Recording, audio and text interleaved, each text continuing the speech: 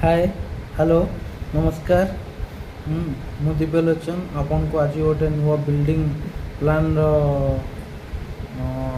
नहीं आसी आज गोटे नुआ बिल्डिंग प्लान आज आम देखा गोटे बिल्डिंग प्लान। आज मोर गोटे क्लाइंट से बरहमपुर रुहति बरहमपुर लोकेशन प्लांट अच्छी गोटे दरकार थिला 1200 स्क्वायर फुट्रे 2टा फैमिली चलला भाया गोटे बिल्डिंग प्लान मो सहित जोगाजोग करते मुझे प्लॉट डायरेक्शन आउ मेजरमेंट मागी से मत देते से अनुसार सुइटेबल है भाया मुझे आज गोटे प्लान तैयारी करछि आपण मानक समस्त से प्लान विषय कहबी। सी भी ईस्ट फेसिंग बिल्डिंग जोटा कि 2टा फैमिली रही आ गोटे फ्लोर रे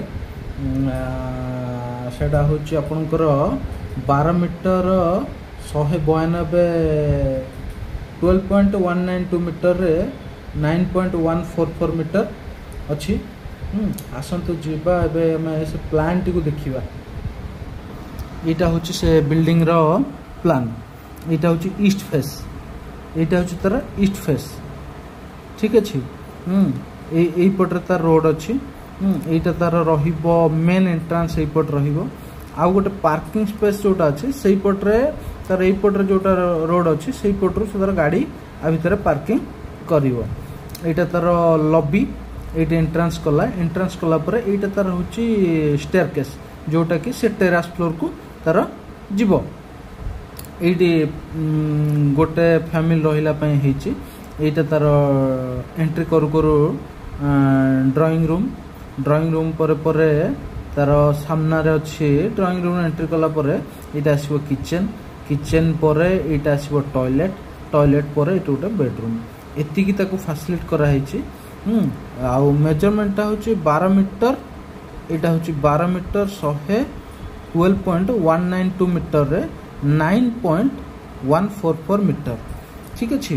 आउ एटा तार बेडरूम टे रहिला एटा तार से तार फैमिली चलिया पय एटा गोटे माने गोटे फैमिली आई पटटा गोटे फैमिली ए पार्किंग रो से एंट्री करिवो।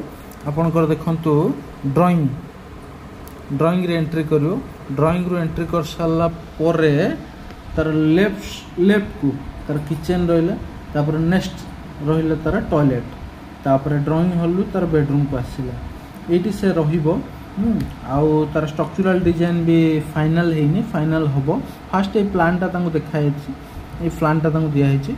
एई पटरे तार डक्ट एरिया रहिछि। डक्ट एरिया कोन होबो ना एई पटरे से तार